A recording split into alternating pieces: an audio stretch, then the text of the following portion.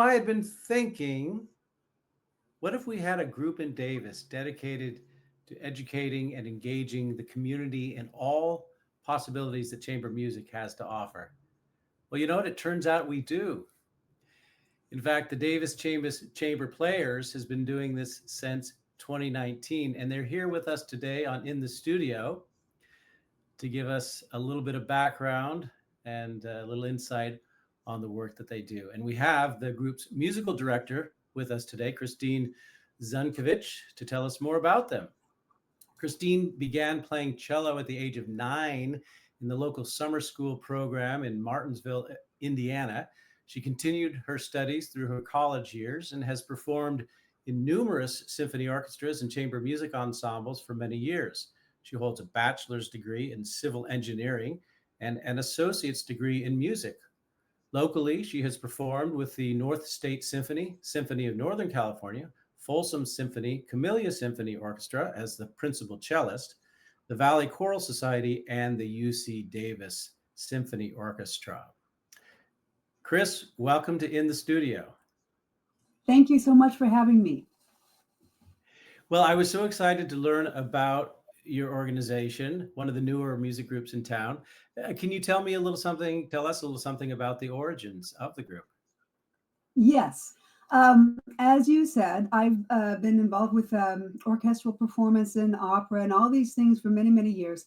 But what professional musicians sometimes lack in artistic experience and sometimes professional experience is chamber music, which we all love, but we never do get to see to get the opportunities that we'd like. So I thought, well, what if um, I founded a group that the first thing we want to do is educate people about all the possibilities of chamber music and engage the audience and tell them what we're playing and why we're playing it and a little bit about the history of the composition, the piece, but also the composer. And so that's the first thing. But the second thing that we get from this is the opportunity to play so much music um, that you never think was out there, but is out there. And so I have many, many colleagues that want to be involved, think of things that should be played, that may not be played quite often enough. Um, so there you have it. I've talked to many colleagues I've already performed with, like Music at Noon downtown at Westminster Presbyterian Church.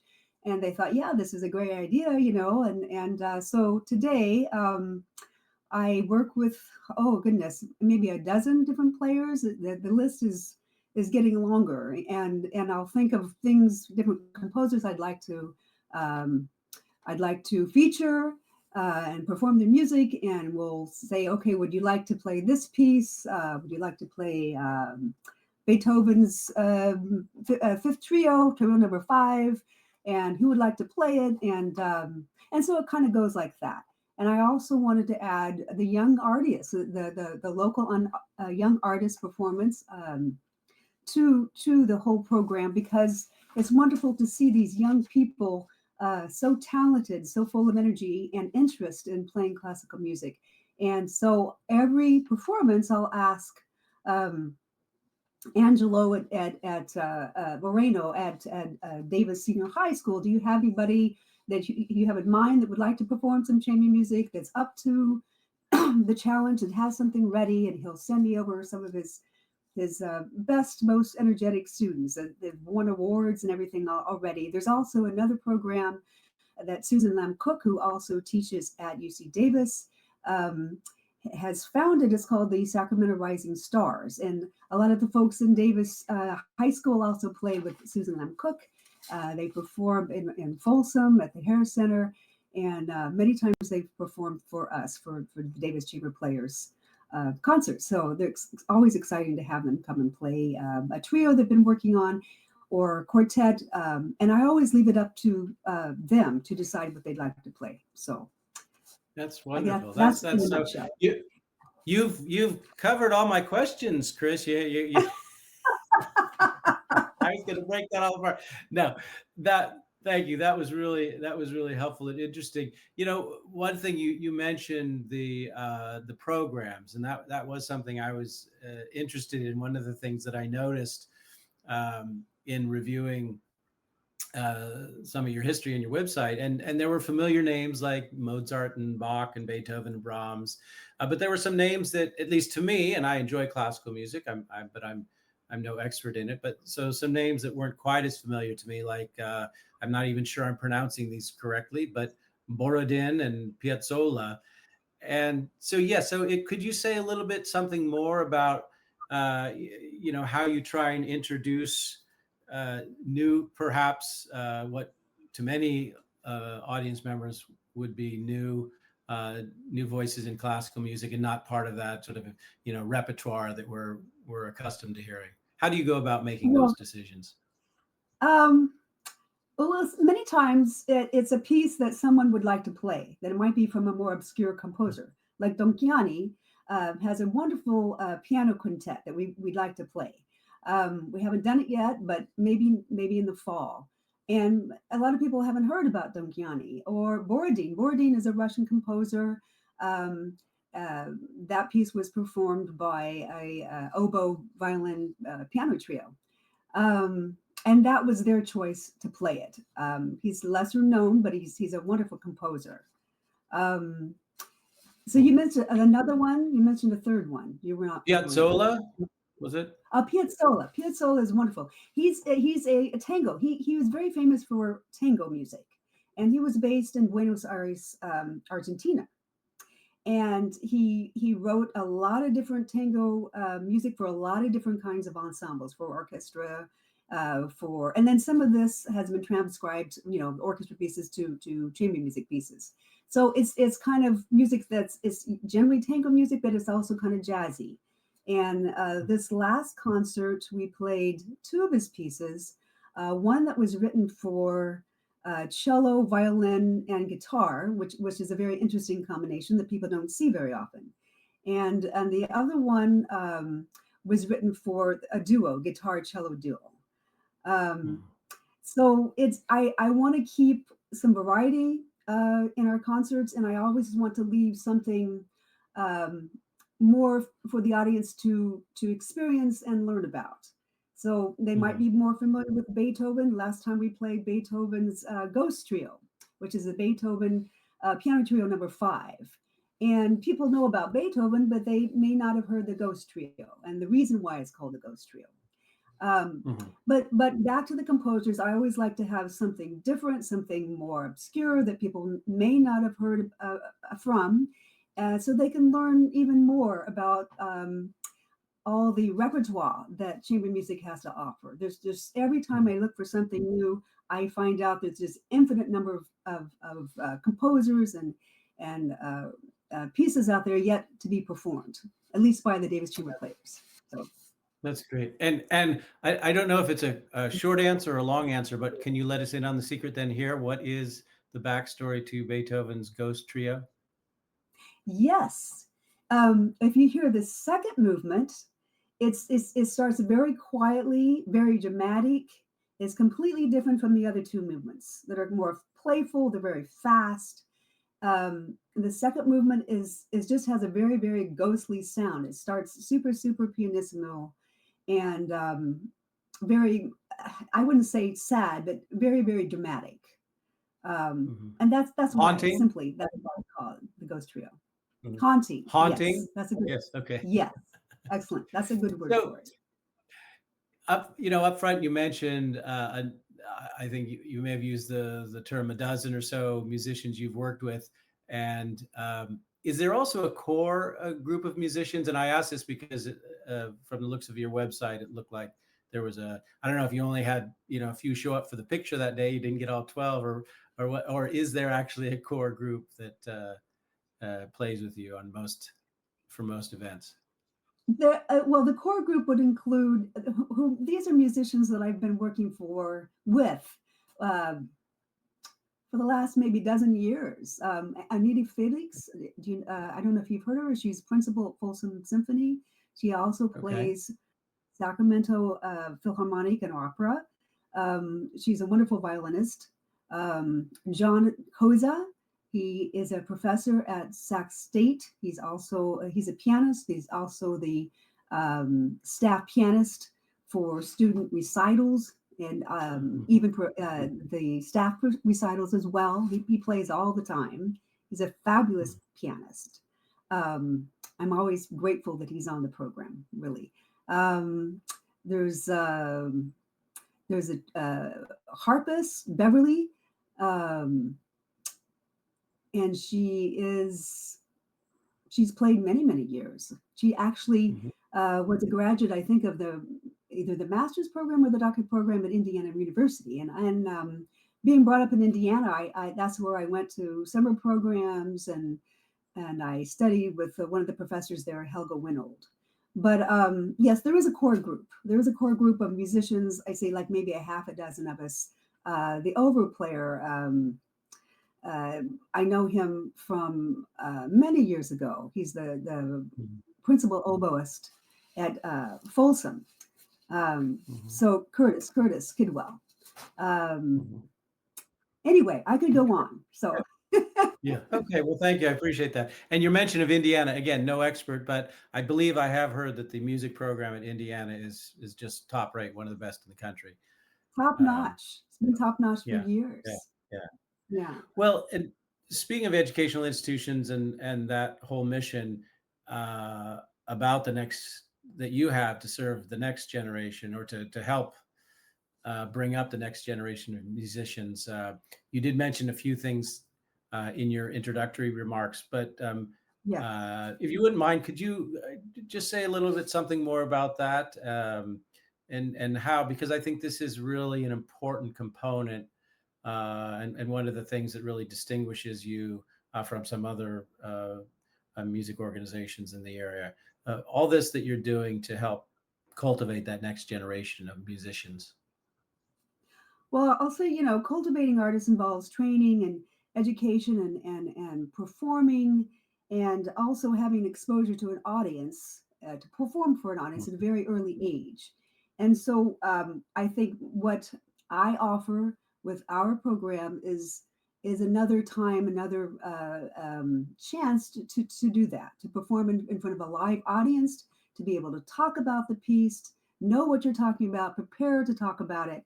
And teachers like Angelo Moreno or Susan Len Cook are very happy always to have their students have the opportunity to perform. The other thing is exposure to other musicians, or maybe professional musicians, older musicians have been doing it a while. So, part of the program is yes, they perform the music, but then they're able to sit in the audience and listen to other musicians play things that they know, or maybe things that they don't know, and they'll learn something something new about a piece that they've never heard of, or a composer that they've never heard of. So I think they're also, getting exposure that way. So I think also when they do their own studies, and because I do require them to talk about the composers in the piece, they'll learn something a little bit more about the composer, about what inspired the composer to write the piece, and what kind of experiences he was having in his life that inspired him to write the piece. So this is all important things. I also have, in the past, I've had small concerts at like Harper Junior High School off of, I think it's East Cobell or Mace. They kind of come together. We've done that a few times. Emerson Middle School, just to expose them to more chamber music. Some of them are already playing chamber music. And also there's also a question and answer session at the beginning and the end of our concerts. And they last usually no longer than, of course, in the length of the period. So I've done that many times. I'm hoping to do more concerts at schools in the future.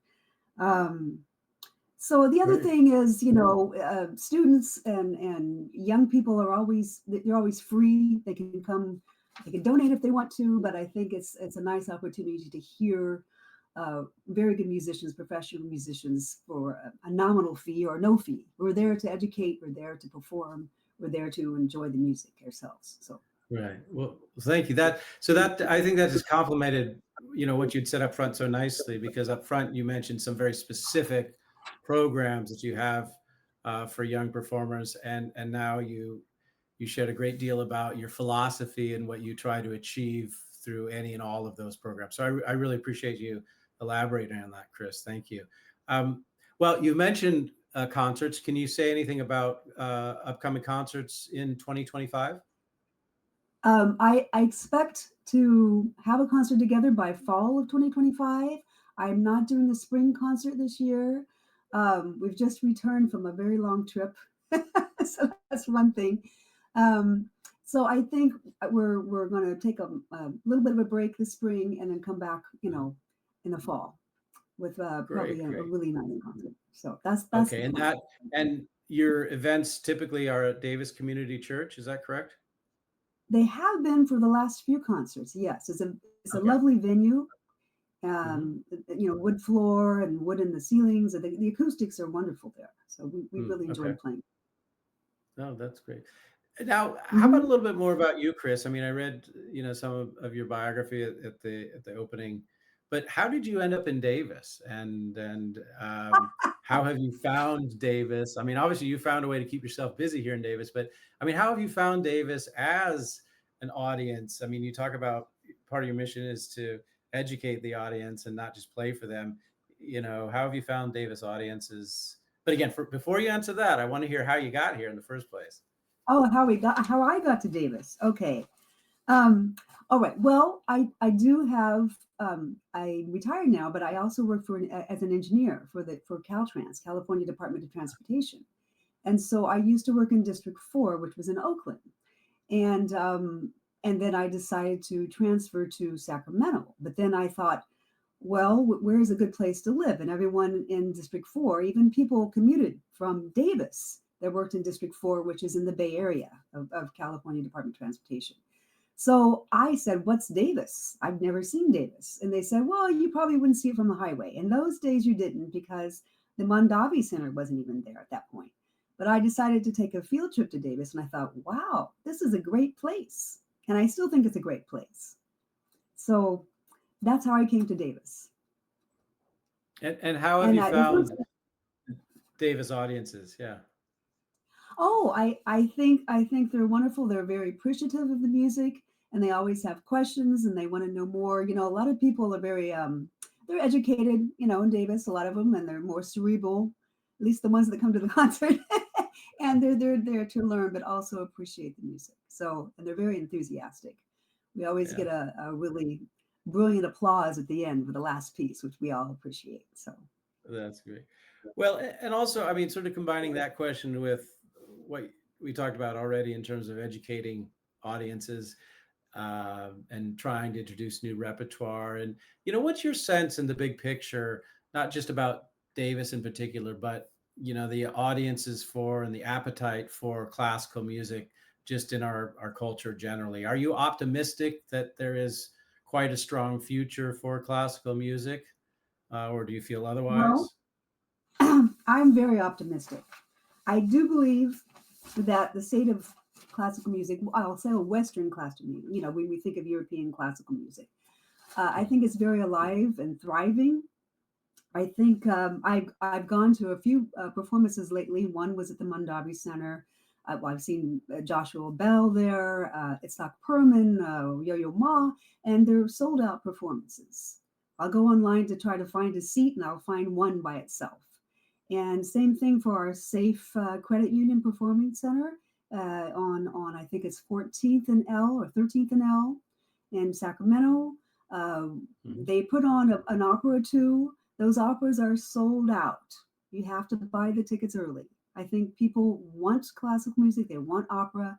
Also, we just had Augustine Heidelich. It's a wonderful violinist perform a Brahms concerto, and I have never heard such cheering and excitement after Mm. his performance. I mean, I think people just they want to hear good musicians, and they're excited for them to come to Sacramento and Davis.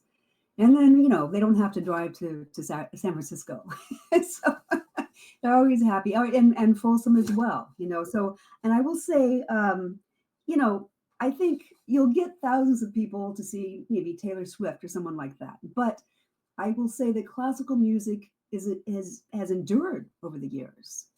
You know, I was thinking, what does that mean? That means that people want to hear things again and again and again through the ages. And I asked Google, I simply asked Google, how many times has Beethoven's Ninth been played?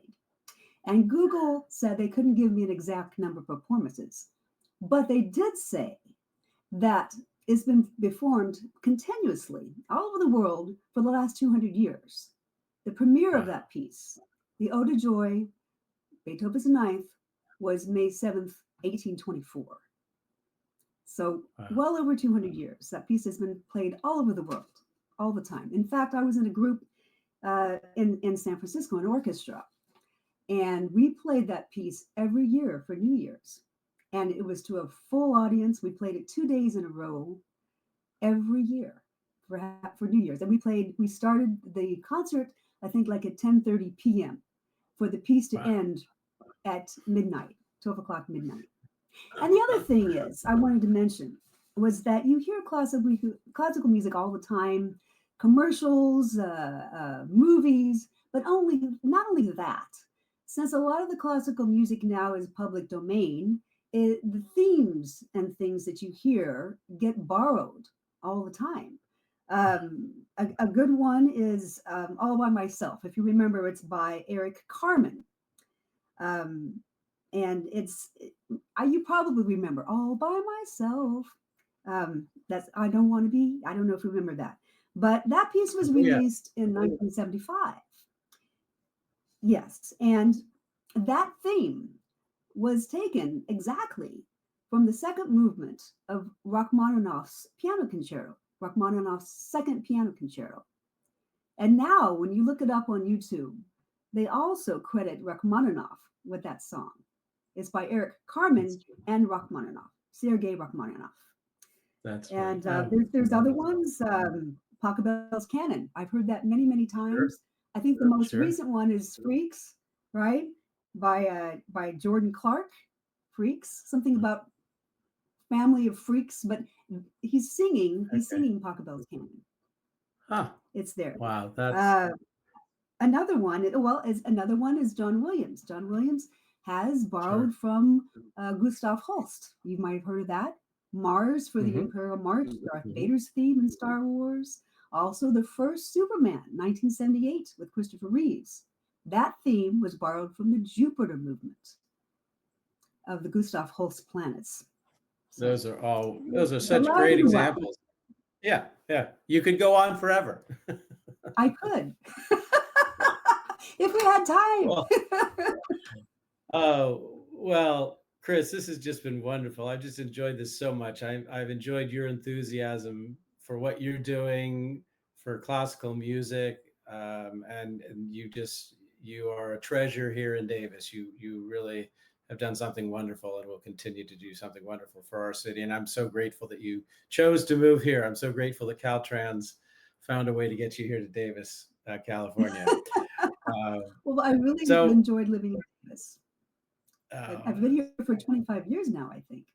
ah, okay, great. Well, Yeah. I've been speaking with Chris Zdunkiewicz, director of the Davis Chamber Players.